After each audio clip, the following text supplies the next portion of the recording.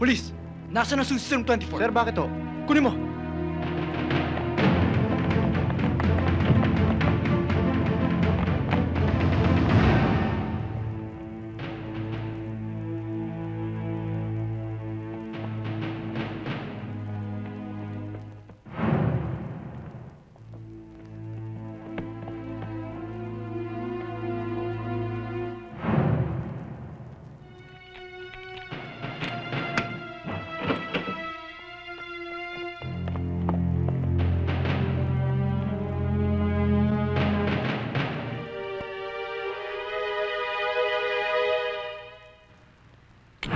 Easy lang.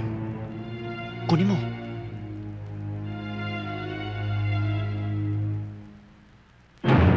Dahan-dahan. Paano yan? Naka-safety lang.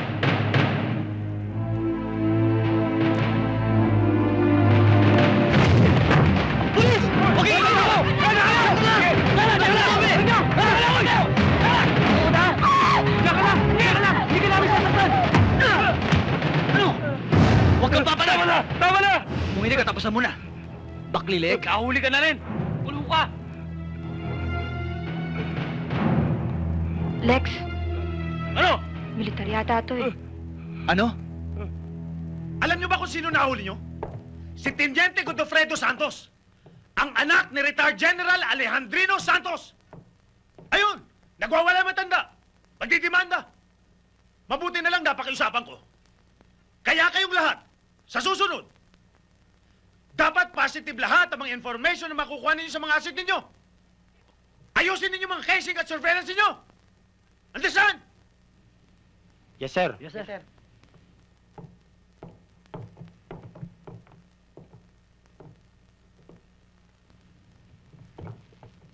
Alex, Sir?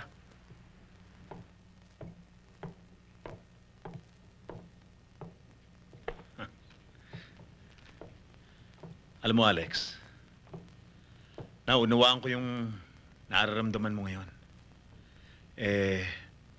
Pinagdaanan ko na rin yan eh. Pero kung minsan, kailangan matuto tayo magbigay. Kaya, ipaubayan mo na kay Nobling kasong yun. Total naman eh, kararating lang niya galing sa States. Let him prove himself.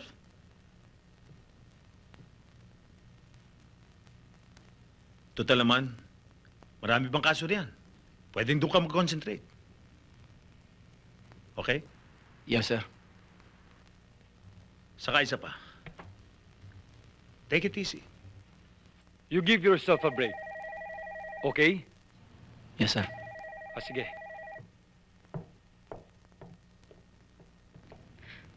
Alex, si Baklilig daw.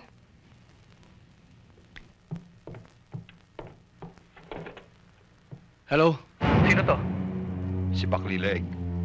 Paano ko masisigurong ikaw nga si Baklileg? Sir! Sir, si Baklileg, sir! Nakita ko sa room 24!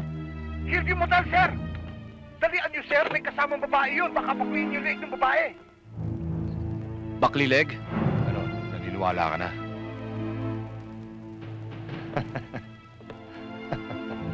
Ano? Sarap ang sermon na ng heaven niyo?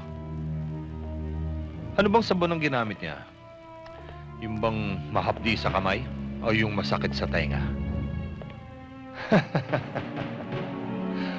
Ay, nako.